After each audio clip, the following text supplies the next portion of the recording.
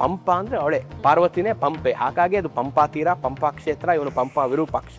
ಅವಳ ಪಕ್ಕದಲ್ಲೇ ಭುವನೇಶ್ವರಿನೂ ಇದ್ದಾಳೆ, ಅವಳೇ ಕನ್ನಡ ತಾಯಿ ಭುವನೇಶ್ವರಿ.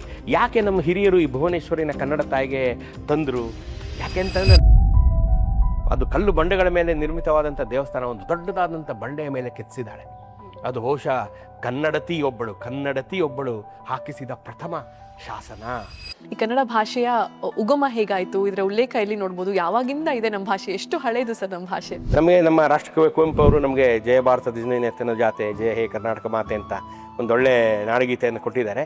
ಆದರೆ ಮೈಸೂರು ರಾಜ್ಯ ಅಂತ ನಾವಿದ್ದಾಗ ನಮಗೆ ಮೈಸೂರು ರಾಜ್ಯದ ರಾಜ್ಯಗೀತೆ ಅಂತಲೇ ಒಂದಿತ್ತು. ಪ್ರಪಂಚದ ಅತ್ಯುತ್ತಮ ಶ್ರೀಗಂಧ ಬೆಳೆಯುವ ಜಾಗ. ಈಗ ನಾವೆಲ್ಲೋ ಬೆಂಗಳೂರು ಸುತ್ತಮುತ್ತ ಬೆಳೆದ ಅಲ್ಲ, ಅದು ಶ್ರೀಗಂಧ ತರಾನೇ, ಶ್ರೀಗಂಧ ಅಲ್ಲ.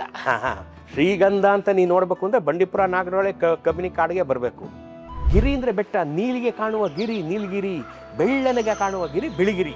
ಈ ಒಂದು ಅಭೂತಪೂರ್ವವಾದಂಥ ನೈಸರ್ಗಿಕ ಅಂದವನ್ನು ಕೊಟ್ಟಂಥ ನಾಡು ನಮ್ಮದು. ನಾವು ಕ್ರಿಸ್ತಪೂರ್ವ 3ನೇ ಶತಮಾನದಲ್ಲಿ ನಮ್ಮ ಸಂಡೂರಿನ ಮೈನ್ಸ್ಗಳಿಂದ ಚಂದ್ರಗುಪ್ತ ಮೌರ್ಯನಿಗೆ ನಾವು ಶಸ್ತ್ರಾಸ್ತ್ರಗಳ ಸರಬರಾಜು ಮಾಡಿದ್ರೆ ನಾವೇನು ಸಾಮಾನ್ಯದವರ ಕನ್ನಡದವರು? ಬೆಂಗಳೂರನ್ನ ಕಟ್ಕೊಟ್ಟಂತವ್ರು ನಮ್ಮ ನಾಡಪ್ರಭು ಕೆಂಪೇಗೌಡರು. ಅವರನ್ನ ನೆನಪಿಸ್ಕೊಳ್ತಾ ಅವ್ರ ಬಗ್ಗೆ ಹೇಳೋದಾದ್ರೆ, ಈಗ ಕನ್ನಡಿಗರ ಸರಾಸರಿ ಬರ್ತ್ ರೇಟ್ ಇಸ್ 0.8 1 ಆಗೋಗಿದೆ.